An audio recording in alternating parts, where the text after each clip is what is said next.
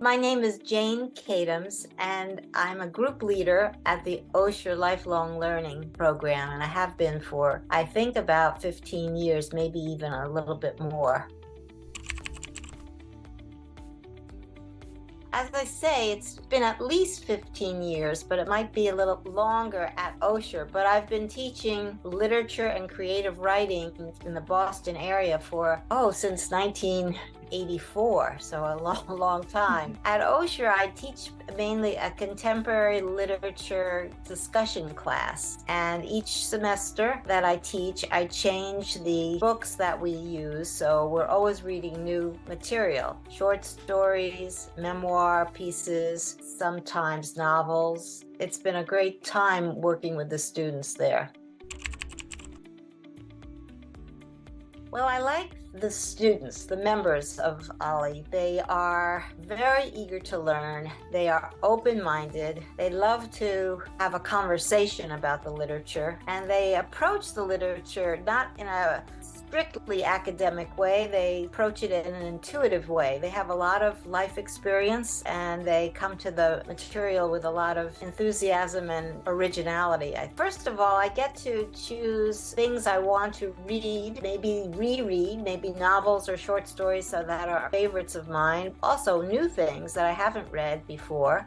Every time I have a class with the Olli students, I learn something new about the stories. They are really teaching me things and giving me new insights and different angles on how to look at material that I would just be holed up in my own little office reading myself. So I really like to share the enthusiasm of the literature.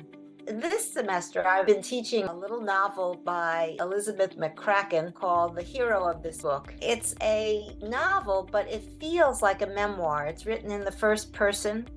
And I pretty much just accepted the book as what the author says it was, a novel. But the students have done a lot of research and realized that many of the details of the book are true to life.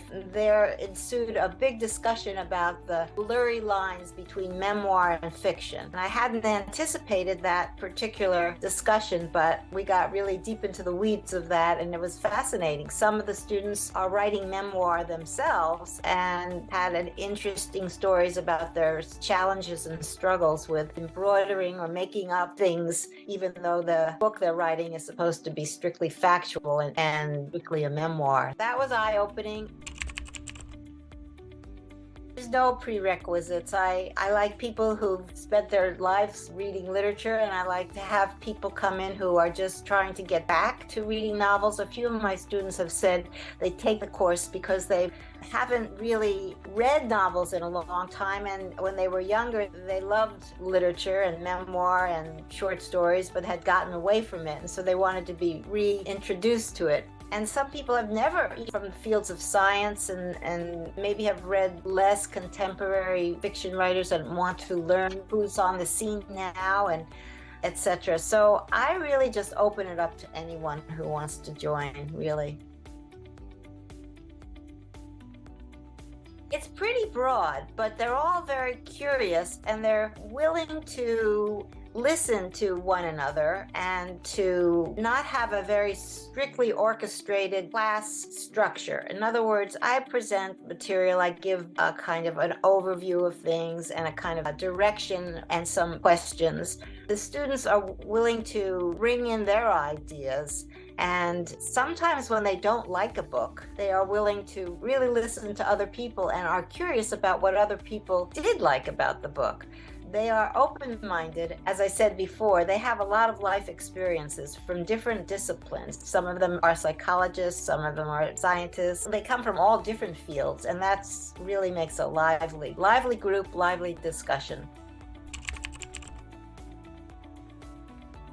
I think they take away the fact that different people have very different reactions to the same text. That reading a book or a story of any kind is almost like meeting a new person. You may have a first impression, you may not really care for the voice, whatever, but they realize that it's very subjective and that the next person may have an extremely different reaction to the same text. And I think that's an important thing to know, that reading is a very idiosyncratic, subjective thing, and you can change your mind or give it a second read, which I suggest people do, that they read the material twice and kind of push the envelope a bit to what you think you might know about the text. And I learn along with them.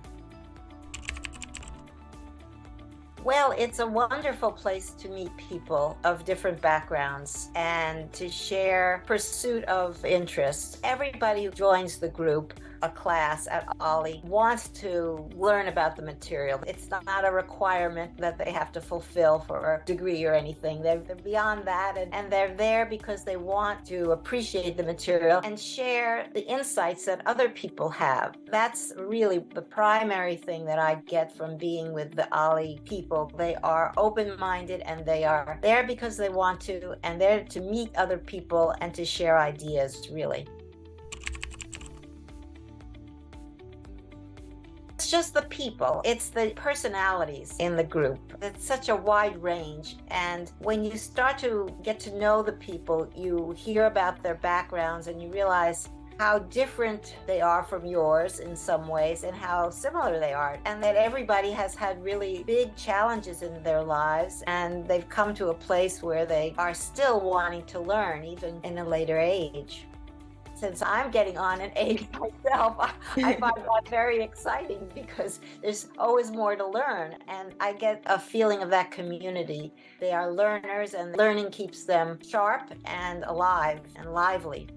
My overall experience has been terrific. I've made some friends, and I feel like it's a community that I can go back to every year, every semester, and not only connect with old friends, or friends that I've made, but there are always new people coming in. That's a valuable thing. There aren't too many places where you can just go and have lunch and learn and have classes and just kind of schmooze with people and talk with them about things and appreciate their common interests. I mean, there's so many people in that group who love literature and creative writing, and that's one of my passions. So it's great that I can find. I value it highly. I think it's a great community. We've continued to keep the ball rolling during the pandemic with the Zoom classes, and we're very cooperative and flexible about doing that. I can't wait to get back in the classroom and teach again. I think next semester I'll do that again because I miss the in-person classes. But the Zoom has kept us connected, and they've been very willing to go with the flow as I learned the technology, managed all that, which was a little challenging for me at first, but it was important to keep the connections. I teach in the spring and I teach in the fall, and I've continued to do that through the pandemic, even on Zoom. But I am dying to get back in the classroom again, and we'll probably do that come fall. Yeah, I love to be on campus, and I love to just, hang with people, and it's a very different feeling to be in the same room with people. So as much as I mastered the Zoom class teaching, I still prefer in person.